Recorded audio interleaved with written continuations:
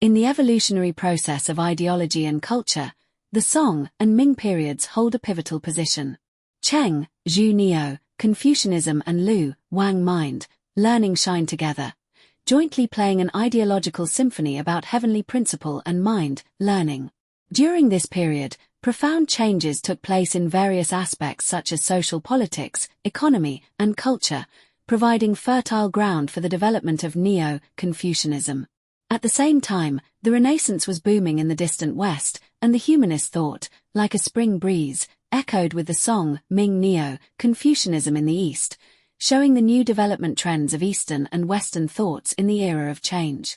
The Song dynasty ended the long-term division of the 5 dynasties and 10 kingdoms and achieved relative unity.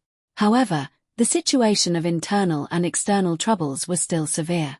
The threat of the northern ethnic minority regimes always existed, and the land annexation was serious internally, with social contradictions becoming increasingly sharp. In order to maintain the feudal ruling order and consolidate the national power, the ruling class urgently needed a new ideological system to regulate people's behavior and strengthen moral education. At the same time, with the southward shift of the economic center, the southern economy developed rapidly, cities prospered, commercial activities were frequent, and the urban, dwellers class gradually grew, with an increasing demand for diverse cultures.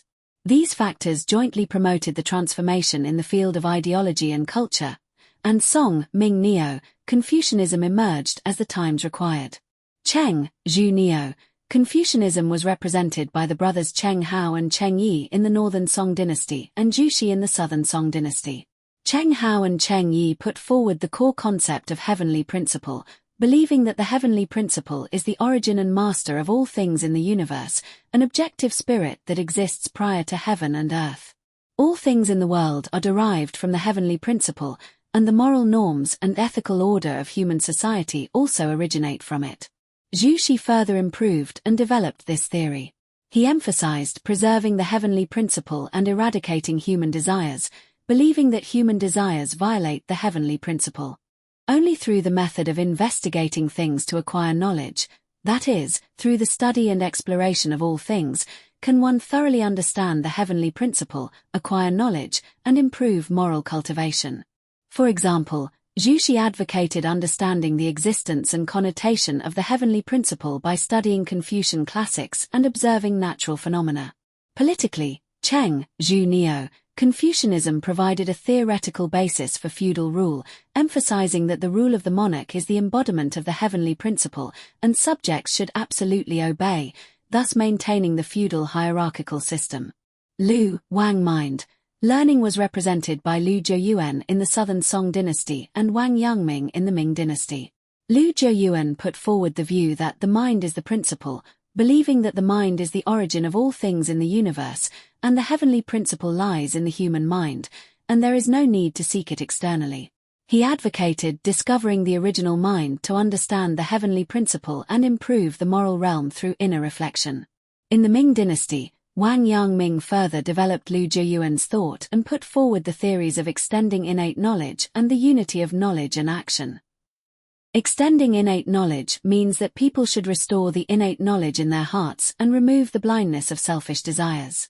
The unity of knowledge and action emphasizes the unity of knowledge and practice, believing that knowledge and action are an inseparable whole. Where there is knowledge, there must be action, and where there is action, there must be knowledge. For example, Wang Yangming believed that knowing to be filial to parents is the manifestation of innate knowledge, and true filial piety is not only knowing in the heart but also practicing it in actual actions, which is the unity of knowledge and action. Lu, Wang mind. Learning emphasized the subjective initiative of individuals, challenged traditional authority and dogma, and to a certain extent, emancipated people's minds.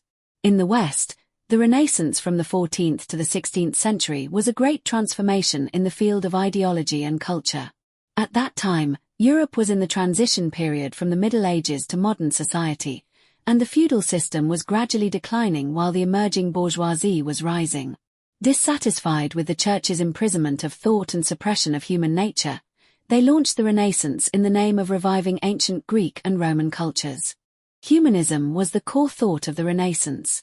It emphasized the value and dignity of people, advocated taking people as the center instead of God, and affirmed people's present, world life and the right to pursue freedom and happiness. The writer Giovanni Boccaccio's The Decameron, through vivid and interesting stories, exposed the hypocrisy and corruption of the Church and praised the beauty of human nature.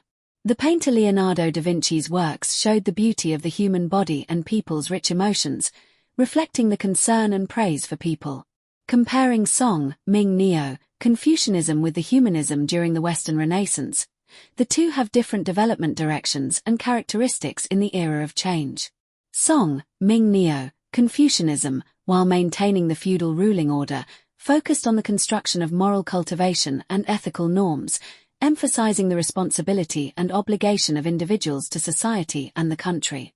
The Humanism during the Renaissance, on the other hand, focused on the pursuit of human freedom and the liberation of individuality, emphasized the value and dignity of people, and powerfully impacted feudal theology and the authority of the Church. However, the two also have some similarities, both reflecting the needs of social development at that time and both promoting the progress of ideology and culture to a certain extent.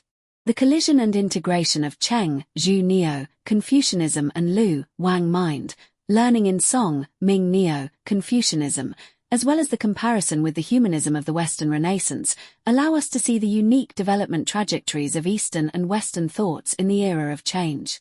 They are the bright pearls in the treasure house of human thought, providing us with rich materials for understanding the evolution of thoughts under different cultural backgrounds, and also inspiring us on how to inherit and develop excellent ideological and cultural heritage in the current era.